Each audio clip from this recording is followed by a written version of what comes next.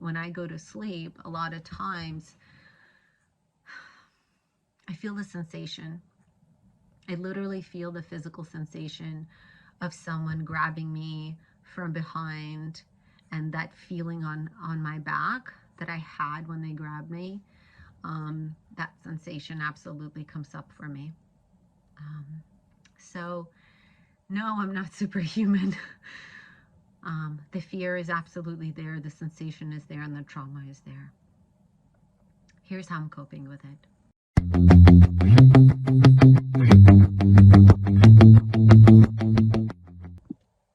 Hi everyone, I'm Vicki, and I've been documenting my healing journey after going through a robbery and physical assault. That's why you're seeing the scars and bruises on my face. And it's been about a week since the assault had occurred, and my body is healing.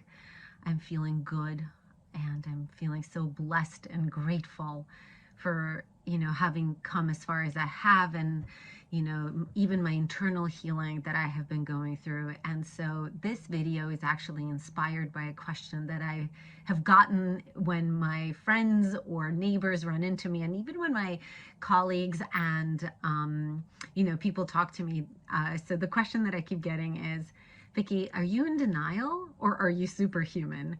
Because no one can believe that I'm actually smiling and walking in the neighborhood and just really enjoying life and just seeing the magic of life. That's what I've been calling the magic of life, these small micro moments that I've been appreciating tremendously so much.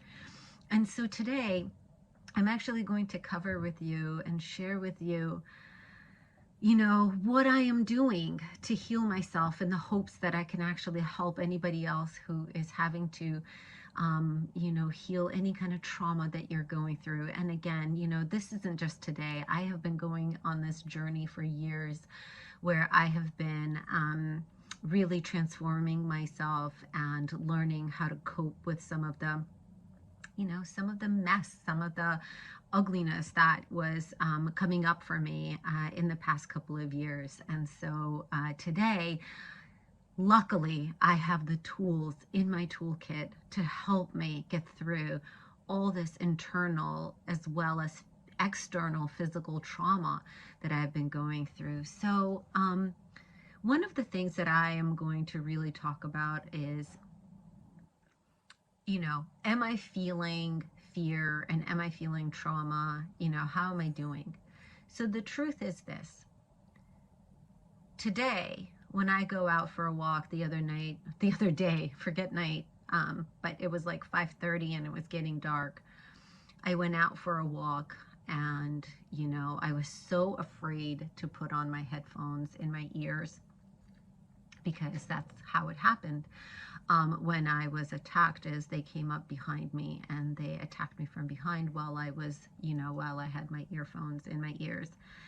And what I find is that there's absolutely fear that comes up for me when I have my headphones in my ears and I'm walking, and if it's a little bit dark, I immediately take them out. So of course, I am dealing with the aftermath of, the emotional trauma of that. And so the way that I'm handling it is I'm making my, music or podcast a lot quieter.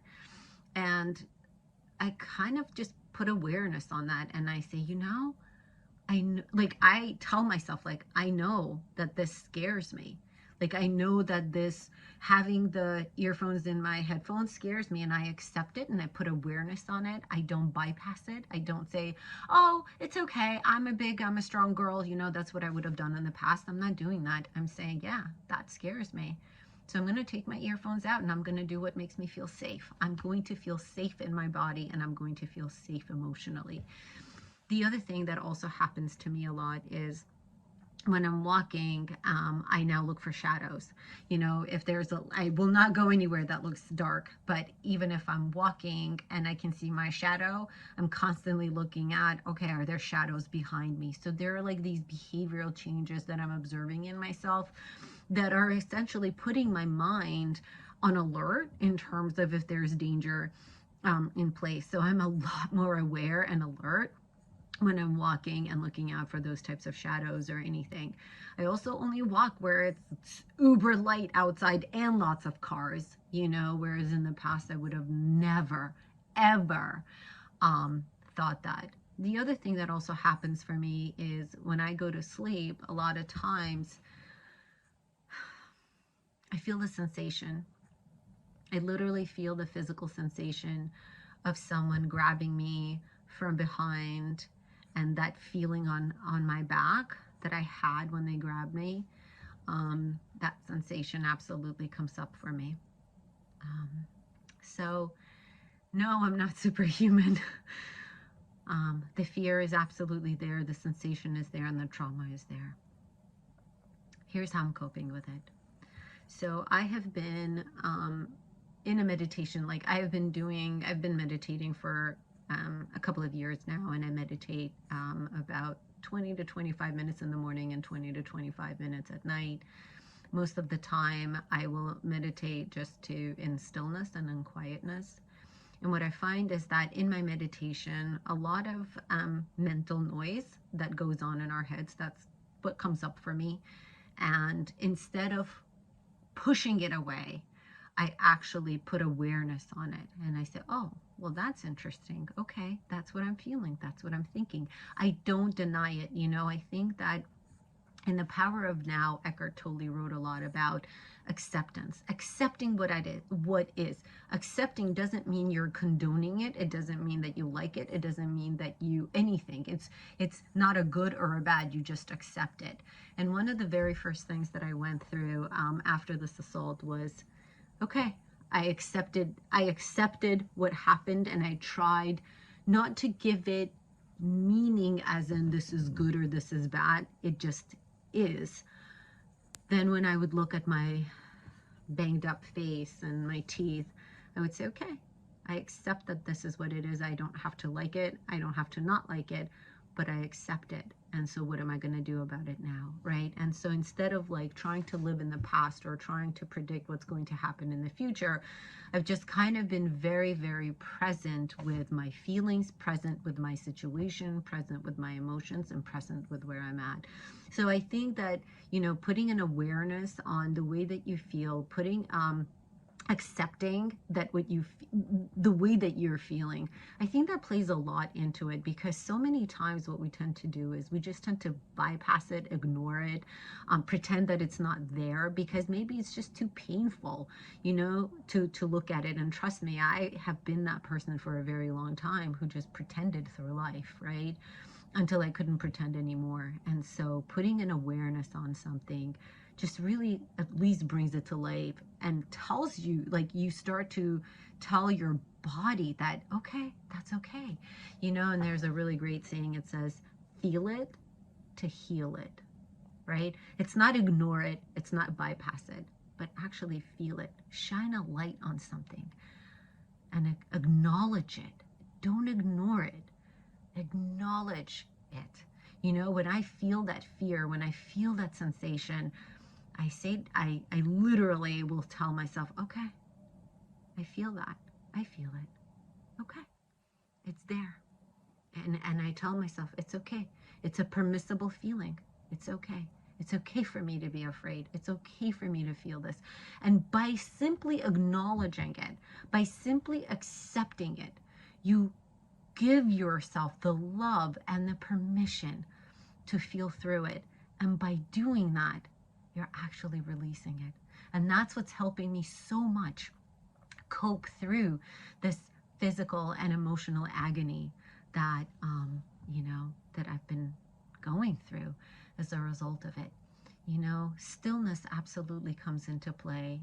One of the hardest things for me used to be that I couldn't be still. You know, I was always exercising or running or walking or doing something. And that's actually just an avoidance technique. And what I found is that when I still myself, whether it's in meditation, or one of the things that I also like to do is grounding. So there's a grounding technique where you essentially go and you're one with nature. So you could go walk amongst the trees, or you could sit under a tree. I really love sitting like on the earth under a tree and just really feeling the energy of the tree and just taking that in that stillness and observing your mind, observing what's happening around you. That actually helps to quiet your mind, and over time that also increases your awareness, your consciousness, as some might say, and that really, really just helps reset and recalibrate your energy inside. So I highly recommend for anybody who's struggling with, any kind of trauma or anything, meditation, acceptance of what is, observing how you feel, accepting it, and loving that part in you that is feeling that pain, whether it's physical or emotional, and that actually enables you to release it.